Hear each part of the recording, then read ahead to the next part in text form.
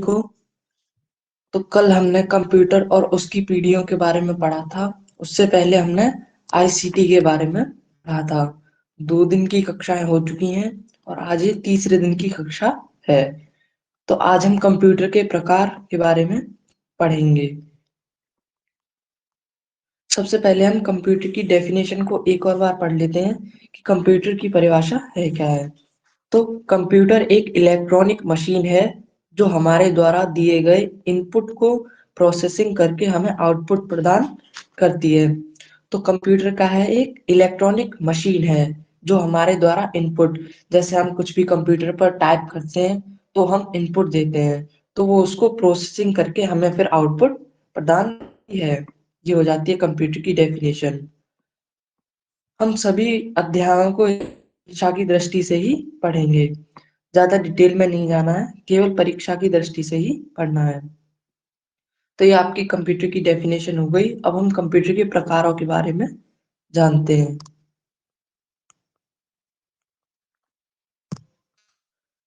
तो कंप्यूटर को अनेक प्रकार तथा उनके प्रकारों को उप प्रकारों में विभाजित किया गया है। कंप्यूटर को अनेक प्रकारों में विभाजित किया गया है, लेकिन उनके प्रकार जो है उनको भी बहुत सारे प्रकारों में विभाजित किया गया है। अब इलेक्ट्रॉनिक कंप्यूटरों को मुख्य रूप से 3 भागों में विभाजित किया गया है।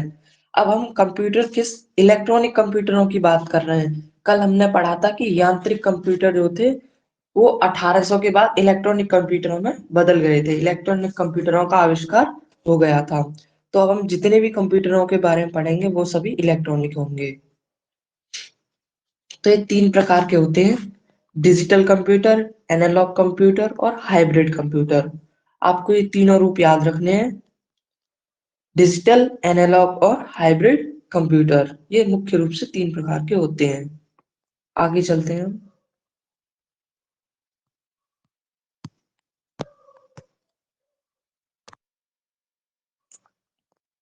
अब हम डिजिटल कंप्यूटर को के बारे में थोड़ा सा जानेंगे, परीक्षा की दृष्टि से ही जानेंगे, ज्यादा डिटेल में नहीं जाएंगे हम। तो चलिए, डिजिटल कंप्यूटर सर्वाधिक प्रयोग होने वाले कंप्यूटर होते हैं। ये सर्वाधिक प्रयोग होने वाले कंप्यूटर हैं। वैसे मैंने इनको अंडरलाइन कर दिया है रेड कलर से, जो मेन शब्द है इसमें। तो डिजिटल कंप्यूटर सर्वाधिक प्रयोग होने वाले कंप्यूटर हैं। डेटा प्रोसेसिंग की डिजिटल तकनीक सबसे अधिक उन्नत एवं सफल तकनीक है।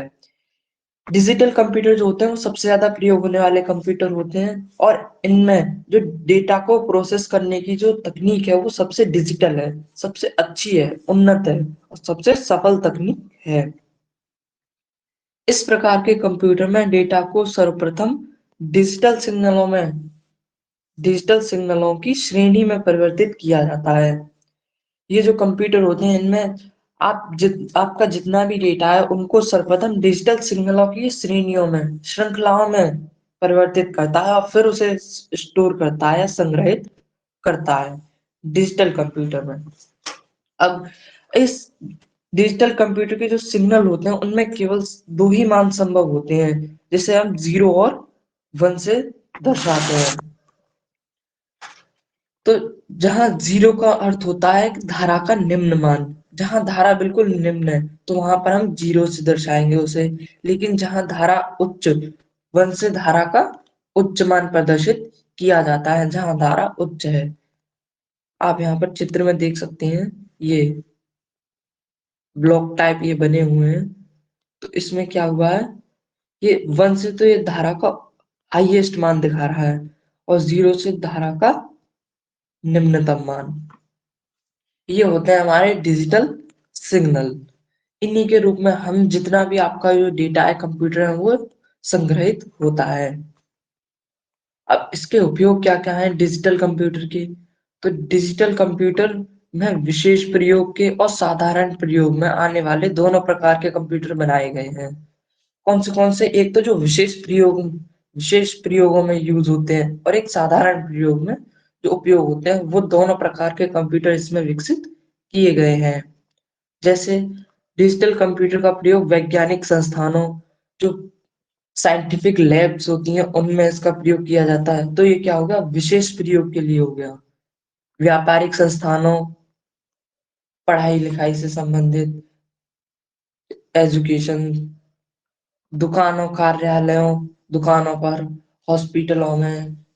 आप देख सकते हैं यहाँ पर कंप्यूटरों का उपयोग होता है। घर में आप अपने कंप्यूटर का उपयोग करते हैं तो क्या है, डिजिटल कंप्यूटर में आ जाते हैं। आगे चलते हैं।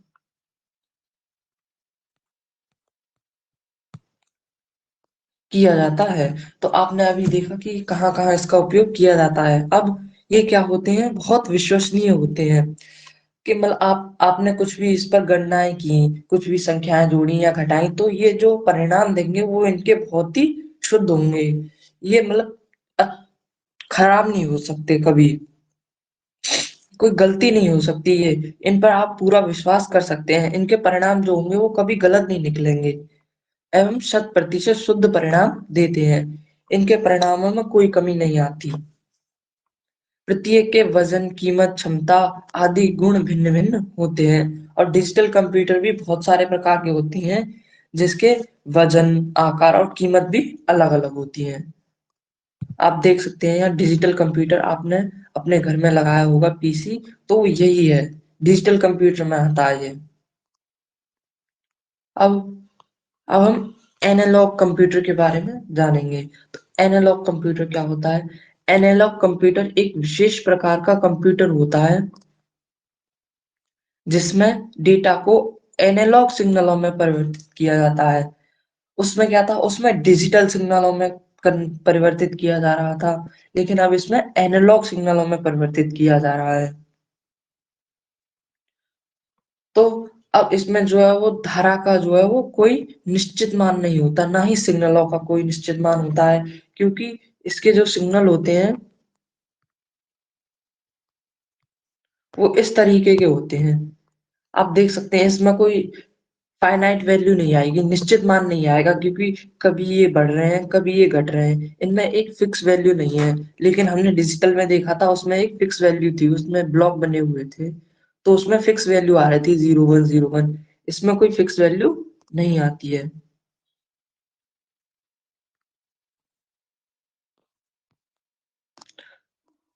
तो कोई निश्चित मान नहीं होते हैं, उसका मान भी हो सकता है, कोई भी अपरिवर्तित मान होता है इसका, कभी भी परिवर्तित हो सकता है और लगातार परिवर्तित भी हो सकता है। उसका मान कुछ भी हो सकता है और परिवर्तित भी हो सकता है। तो एनालॉग कंप्यूटर की डेफिनेशन हो गई।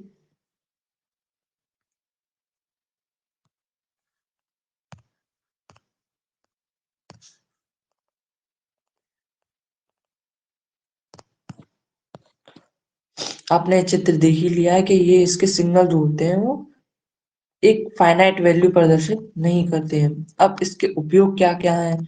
तो एनालॉग कंप्यूटर का जो उपयोग होता है वो औद्योगिक प्रयोगशालाओं, केमिकल लेबोरेटरीज में किया जाता है, वैज्ञानिक एवं अभियांत्रिक उद्देश्यों से किया जाता है, साइंटिफिक रीजन से, या फिर कोई एटम वगैरह बनाने में किया जाता है। तथा सामान्य प्रयोग भी है इसके, भौतिक वेरिएबल को मापने, मतलब दो वस्तुओं की लंबाई या फिर दो स्थानों के मध्य की दूरी को मापने के लिए इसका उपयोग करते हैं। अब कैसे करते हैं वो हम आगे पढ़ेंगे। एनालॉग कंप्यूटर की क्षमता एवं विश्वसनीयता उसके द्वारा दिए गए आंकड़ों और उसके द्वारा मापे गए मान की शुद्धता पर निर्भर करती है। अब इसकी जो विश्वसनीयता होती है वो इसके द्वारा दिए गए आंकड़े, जो ये हमें आउटपुट लौटाता है इनपुट के बाद, तो वो उस पर डिपेंड करती है कि वो कितना सही है, और उसकी शुद्धता पर निर्भर करती है कि उसमें दिया हुआ डेटा सही है या नहीं।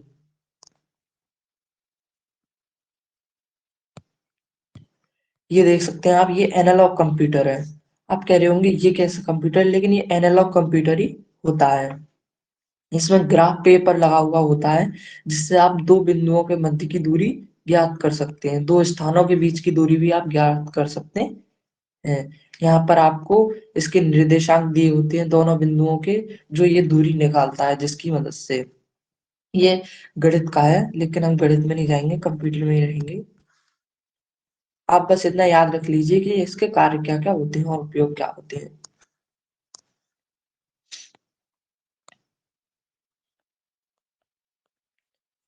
अब हम आ जाते हैं हाइब्रिड कंप्यूटर।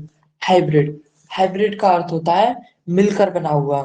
तो हाइब्रिड कंप्यूटर डिजिटल और एनालॉग कंप्यूटर दोनों की मिश्रित तकनीक से बने हुए होते हैं। मतलब उनकी कोई अपनी नई तकनीक नहीं होती, वो कुछ डिजिटल में से होते हैं और कुछ एनालॉग में से लेकर तकनीक दो अपनी मिक्स करके तकनीक बनाते हैं नई। तो ये मिश्रित तकनीक है डिजिटल और एनालॉग कंप्यूटर की। इसमें दोनों प्रकार के कंप्यूटरों की विशेषताएं विद्यमान रहती हैं। तो ये जो कंप्यूटर होते हैं हाइब्रिड कंप्यूटर, इसमें दोनों तरह कौन से डिजिटल और एनालॉग कंप्यूटर, दोनों तरह के कंप्यूटर की जो विशेषताएं वो विद्यमान रहती हैं। मतलब ये डिजिटल कंप्यूटर की तरह भी कार्य कर सकता है और एनालॉग कंप्यूटर की तरह भी कार्य कर सकता है। यह डेटा के डिजिटल रूप को भी प्रोसेस कर सकता है। मतलब ये डेटा जो है डेटा को स्टोर करने के लिए डिजिटल सिग्नल भी ट्रांसफर कर सकता है और एनालॉग सिग्नल भी कर सकता है। तो एनालॉग की भांति भौतिक परिणामों की भी माप कर सकता है और ये भौतिक परिणामों की भी माप कर सकता है। जैसे मैंने बताया भौतिक परिणाम क्या, दो बिंदुओं के मध्य की दूरी ज्ञात करनी है आपको या फिर किसी वस्तु की लंबाई ज्ञात करनी है, तो वो ये कंप्यूटर कर सकता है। इसमें दोनों के गुण समाहित होते हैं, डिजिटल कंप्यूटर और एनालॉग कंप्यूटर के।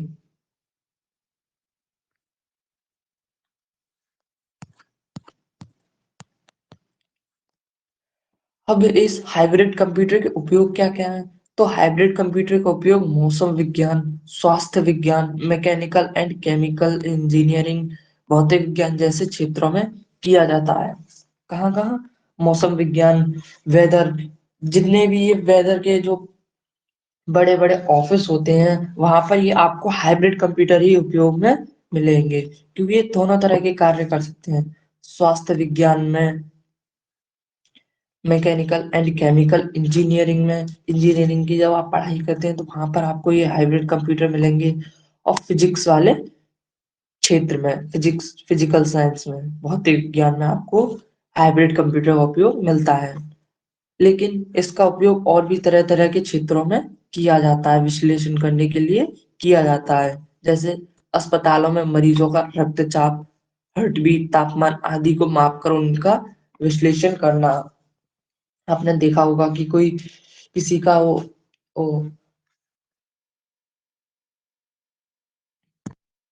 ऑपरेशन होता है तो वहां पर कंप्यूटर लगे रहते हैं। वो कौन से होते हैं? हाइब्रिड कंप्यूटर होते हैं, जिससे मरीजों का ब्लड प्रेशर नापा जाता है, हार्ट बीट उसी में दिखाता है, तापमान टेम्परेचर भी उसी में दिखाता है, तो उसका विश्लेषण करते हैं वो। क्या? हाइब्रिड कंप्यूटर की मदद से विश्लेषण भी किया जाता है। ये क्या होगी? इसकी एनालॉग कंप्यूटर की तरह उपयोग हो गया। लेकिन ये क्या हो गया? ये डिजिटल कंप्यूटर की तरह उपयोग हो गया। इसमें दोनों तरह के उपयोग मैंने लिखे थे। अब चलिए आगे चलते हैं। ये आप देख सकते हैं, ये है हाइब्रिड कंप्यूटर। दिखने में तो आपको ये लैपटॉप की तरह लग रहा होगा, लेकिन जो लैपटॉप वर्क के जितने भी कंप्यूटर हैं वो सब हाइब्रिड में ही आते हैं, क्योंकि आप इनको कीबोर्ड से यूज कर सकते हैं जिससे डिजिटल कंप्यूटर बन जाएंगे। लेकिन अगर आप चाहें तो इनको ये पिन की वजह से जुड़े हुए होते हैं, इन्हें निकाल दे तो आप इनको एक मोबाइल फोन की तरह यूज कर सकते हैं। तो ये दोनों तरह के कंप्यूटर का कार्य करते हैं, हाइब्रिड कंप्यूटर।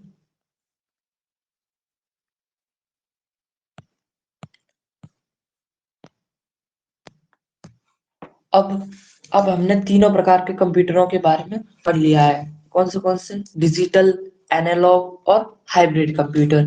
अब हम उनके उप प्रकारों के बारे में बात करेंगे कि अब ये तीन प्रकार के जो कंप्यूटर हैं उनमें से कितने प्रकार और होते हैं। तो सिर्फ डिजिटल डिजिटल कंप्यूटर के ही उप प्रकार हैं, बाकी एनालॉग कंप्यूटर और हाइब्रिड कंप्यूटर के अभी प्रकार नहीं है। खाली डिजिटल कंप्यूटर के आपको प्रकार पढ़ने हैं। तो चलिए पढ़ते हैं ना। तो कंप्यूटर के क्षेत्र में अधिक प्रयोग होने वाले, सबसे अधिक बनने वाले और तकनीकी रूप से सबसे अधिक विकसित कंप्यूटर डिजिटल कंप्यूटर हैं। क्या क्या है? सबसे अधिक प्रयोग होते हैं कौन से? Digital computer. सबसे अधिक बनने वाले, जिन जो सबसे ज्यादा बनाए जाते हैं, तो वो कौन से हैं? Digital computer. और सबसे अधिक विकसित भी हैं। इनकी इनके अंदर जो टेक्नोलॉजी है, जिस टेक्नोलॉजी के आधार पर ये बनाए जाते हैं वो सबसे अधिक विकसित टेक्नोलॉजी है। तो कौन सा कंप्यूटर है? डिजिटल कंप्यूटर है। तो डिजिटल कंप्यूटर के आकार, प्रोसेसिंग क्षमता एवं गति को ध्यान में रखकर निम्नलिखित 4 श्रेणियों में विभाजित किया गया है। अब डिजिटल कंप्यूटर को हमने 4 पार्ट्स में और डिवाइड कर दिया है। कौन से? ये 4 पार्ट्स हैं इसके: micro computer, mini computer, main frame computer और सुपर कंप्यूटर। आपको ये चारों प्रकार याद रखने हैं। ये किसके हैं? डिजिटल कंप्यूटर के प्रकार है। तो चलिए, परीक्षा की दृष्टि से ही अब हम इन चारों के बारे में भी थोड़ा थोड़ा अध्ययन करेंगे।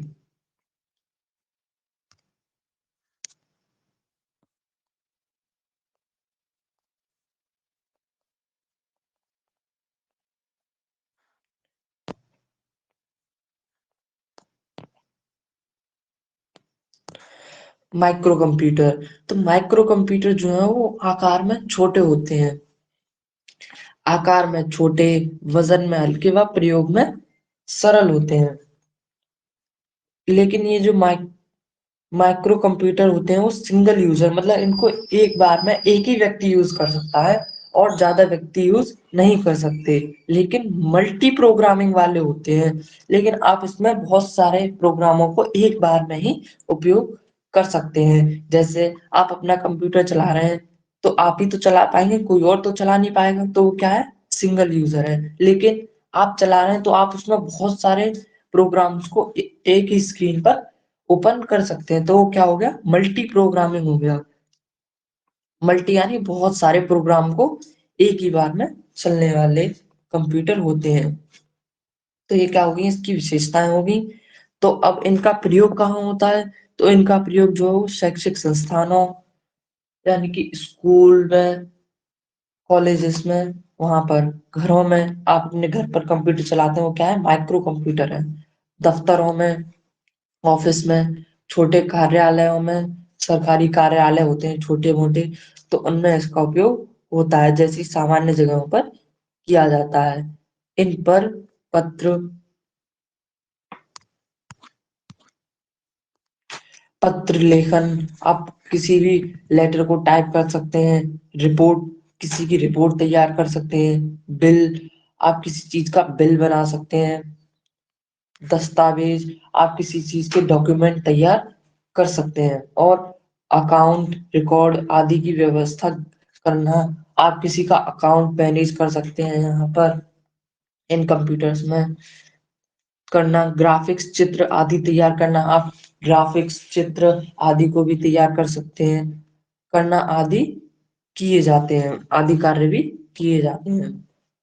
तो इनमें क्या क्या कार्य हो गए? आपको ये सब कार्य याद नहीं रखने, बस आप पढ़ लीजिए, आपको याद हो जाएंगे अपने आप ही।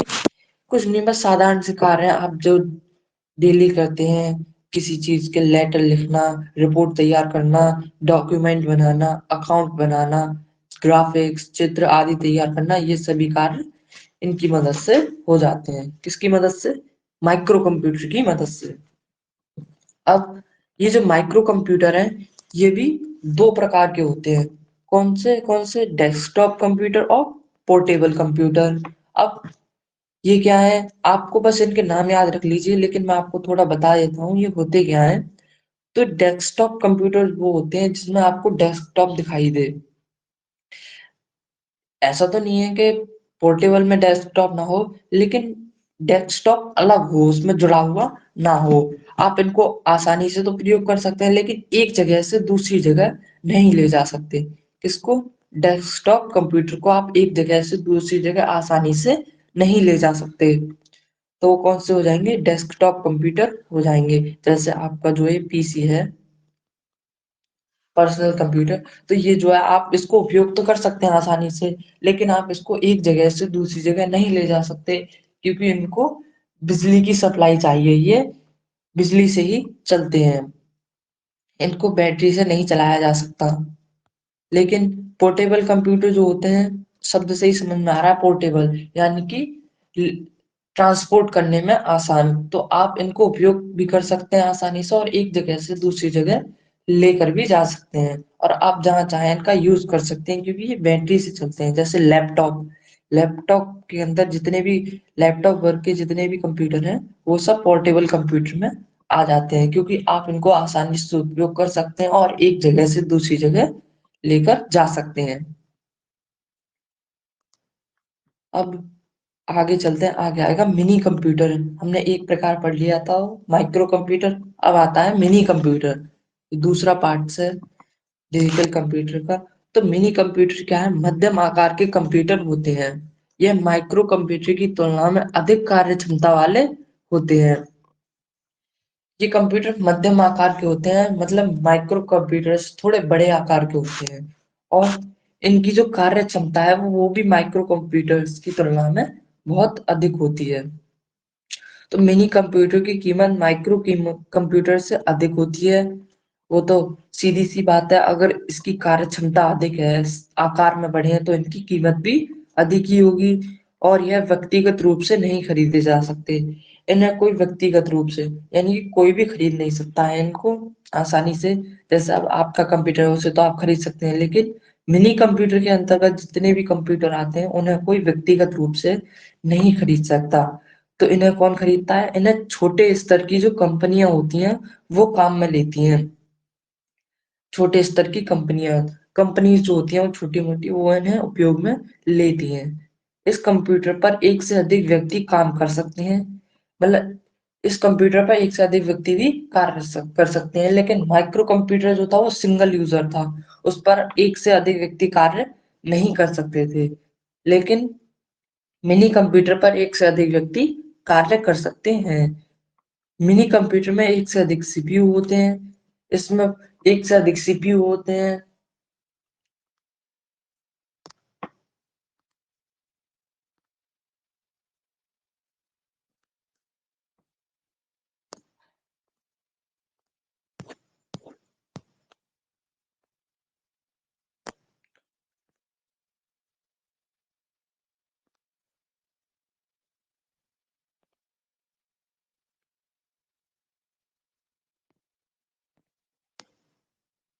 ये तो हो गया था, नहीं है क्या? हाँ, तो अब इनका उपयोग कहाँ होता है? तो इनका उपयोग होता है बैंक में। बैंक में इनका खासकर उपयोग होता है, रेलवे में होता है, स्टॉक एक्सचेंज में। लेकिन अब इनका उपयोग कैसे होता है वो हम जानेंगे। सबसे पहले आप इसका चित्र देखिए, ये है आपका मिनी कंप्यूटर। नाम से मिनी है लेकिन है तो बड़ा है। तो यह आपका मिनी कंप्यूटर, आप देख रहे होंगे कि ये कैसा कंप्यूटर है। तो ये कंप्यूटर की श्रेणी में ही आता है। आपने इनको बैंक में कभी देखा नहीं होगा, क्योंकि ये साइड में रखे रहते हैं, एक कमरे में रखे रहते हैं। इनमें से केवल केबल्स जोड़ी जाती हैं। जो यूजर होते हैं, जो बैंक में कार्य करने वाले होते हैं, उनके कंप्यूटर्स तक सिर्फ केबल्स आती हैं। ये रखे रहते हैं एक साइड में, तो वहां पर इनका उपयोग किया जाता है। बैंक में, स्टॉक एक्सचेंज, रेलवे में भी इनका उपयोग होता है, वहां पर भी कि ऐसे ही रखे रहते हैं साइड में। और इनमें से बहुत सारे कंप्यूटरों को केबल के माध्यम से जोड़ दिया जाता है। इसीलिए ये मल्टी यूजर होते हैं। मल्टी यूजर यानी बहुत सारे लोग इसे एक बार में यूज कर सकते हैं, क्योंकि इनसे बहुत सारे कंप्यूटर जोड़े जा सकते हैं। और इनमें बहुत सारे सीपीयू भी होते हैं, आदि जगहों पर किया जाता है। तो अब हमारा मिनी कंप्यूटर हो गया, अब हम मेन फ्रेम कंप्यूटर को पढ़ेंगे। ये डिजिटल कंप्यूटर का तीसरा प्रकार है।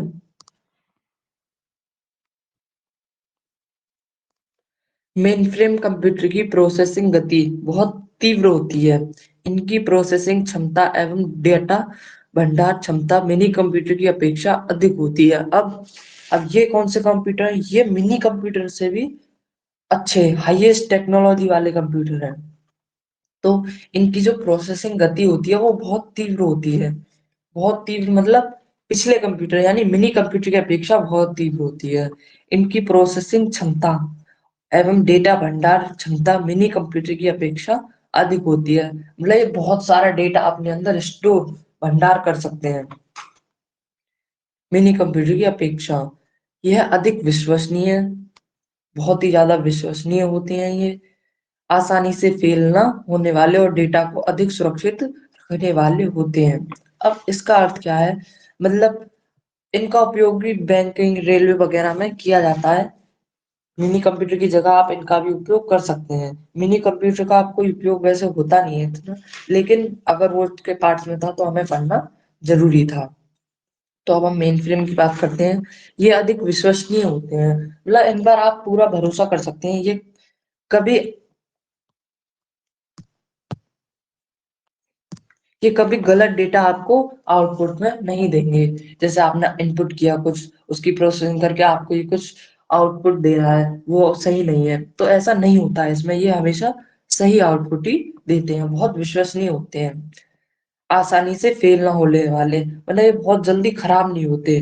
क्योंकि अगर ये खराब हो जाएंगे तो बैंकिंग वगैरह में जितना भी डेटा है वो सब इन्हीं में तो स्टोर होता है, छोटे छोटे पीसी से जाके वो इसी से कनेक्ट है। अगर ये खराब हो गए तो बैंक का तो पूरा डेटा ही खत्म हो जाएगा। इसीलिए ये आसानी से फेल नहीं होते हैं, ना होने वाले, और डेटा को अधिक सुरक्षित रखने वाले होते हैं। ये डेटा को अच्छी तरह से, बहुत अच्छी तरह से सुरक्षित रखते हैं।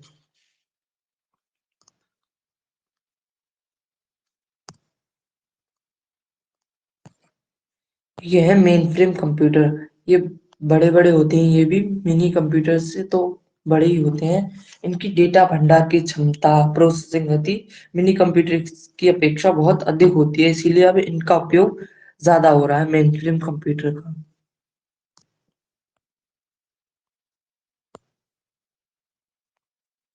अब इनका प्रयोग कहाँ किया जाता है? तो इनका प्रयोग सामान्यतः ऐसे स्थानों पर किया जाता है जहां पर किसी प्रकार की डेटा क्षति बहुत बड़ी हानिकारक सिद्ध हो सकती है।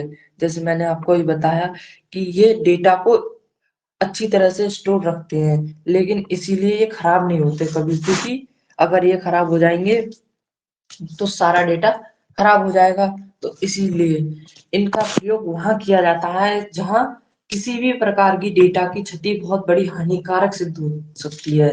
बड़ी बड़ी कंपनियों में किया जाता है, क्योंकि अगर वहां का डेटा खत्म हो गया तो वो कंपनियां तो बर्बाद हो जाएंगी ना। इसीलिए वहां उपयोग किया जाता है इसका, जहां पर अगर कुछ भी डेटा मिसिंग हो गया तो वो बहुत बड़ा हानिकारक सिद्ध हो सकता है। इसीलिए मेन फ्रेम कंप्यूटर्स का उपयोग वहां किया जाता है। जैसे बैंक में मैंने आपको बताया, स्टॉक मार्केटिंग में, व्यापारिक संस्थान में, बड़ी बड़ी कंपनियों में, आदि जगह किया जाता है। अब अब इसका आखिरी पार्ट और बचा है, वो है सुपर कंप्यूटर। आखिरी प्रकार है ये डिजिटल कंप्यूटर का, सुपर कंप्यूटर। तो अब ये सुपर कंप्यूटर होते क्या है? तो सुपर कंप्यूटर वर्तमान समय में सर्वाधिक शक्तिशाली कंप्यूटर है। ये सर्वाधिक शक्तिशाली है, सभी कंप्यूटर्स की अपेक्षा सर्वाधिक शक्तिशाली है। इनके बराबर का कोई कंप्यूटर नहीं है। कौन से? सुपर कंप्यूटर जो है, इनके बराबर का अभी कोई कंप्यूटर नहीं आया है। ये सर्वाधिक शक्तिशाली कंप्यूटर है, सर्वाधिक शक्तिशाली है। ये आकार में बहुत बड़े बड़े होते हैं। ये संरचना में सामान्य कंप्यूटर से जटिल होती है। इनकी जो संरचना है वो सामान्य कंप्यूटर से भी जटिल होती है। इनकी प्रोसेसिंग क्षमता, डेटा भंडार क्षमता, प्रोसेसिंग गति साधारण कंप्यूटर की अपेक्षा हजारों गुना अधिक होती है। मतलब ये जो डेटा को स्टोर करने की इनकी क्षमता है, जितने जितना डेटा ये स्टोर कर सकते हैं, वो साधारण कंप्यूटर जितने भी हैं उनकी अपेक्षा हजारों गुना अधिक ये डेटा स्टोर कर सकते हैं। और इनकी जो डेटा प्रोसेसिंग गति है वो भी इनसे हजारों गुना अधिक होती है। एक बार में करोड़ों अरबों गणनाएं करने की क्षमता रखते हैं ये जो सुपर कंप्यूटर है, ये एक बार में करोड़ों अरबों गणनाएं कर सकते हैं सुपर कंप्यूटर्स।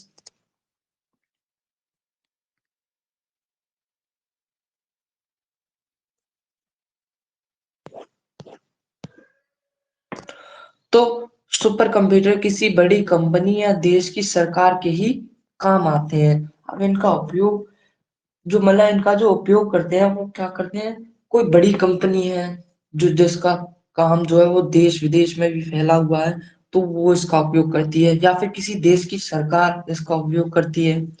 तो अब इनके उपयोग कहाँ कहाँ किए जा सकते हैं? तो अंतरिक्ष विज्ञान में, जितने भी हम अंतरिक्ष विज्ञान से संबंधित सैटेलाइट वगैरह भेजते हैं या उनके बारे में जानकारी प्राप्त करते हैं, तो वो किस पर होती है? सुपर कंप्यूटर्स पर होती है। परमाणु विज्ञान में, परमाणु विज्ञान के बारे में आपको जानकारी लेनी है या फिर उनके रख रखाव से संबंधित जानकारी है, वो सभी सुपर कंप्यूटर्स पर होती है। मौसम विज्ञान में भी आप मौसम विज्ञान में भी आप इनका उपयोग कर सकते हैं। सैन्य क्षेत्रों में, आर्मी फील्ड में भी आप इनका प्रयोग कर सकते हैं। अब ये आपको, ये जो नोट है ये बहुत ही इंपॉर्टेंट है, आपको ये याद रखना है। इसमें क्या है? परम तथा अनुराग नामक दो सुपर कंप्यूटर भारत में ही निर्मित हुए हैं। तो अब परीक्षा में पूछेगा कि भारत में निर्मित दो सुपर कंप्यूटर में से नहीं है या नहीं है, आपसे वो किसी भी तरह क्वेश्चन पूछ सकता है। तो आपको ये याद रखना है कि परम तथा अनुराग जो वो भारत में ही निर्मित दो सुपर कंप्यूटर्स है। तो बस आज के लेक्चर में बस इतना ही था। कल हम फिर मिलेंगे। कल हम कंप्यूटर का रेखा चित्र और इसके पार्ट्स, कंप्यूटर के पार्ट्स के बारे में जानेंगे कि सीपीयू, मॉनिटर ये होते क्या हैं और ये कितने कितने प्रकार के होते हैं। तो बस आज के लिए इतना ही। धन्यवाद।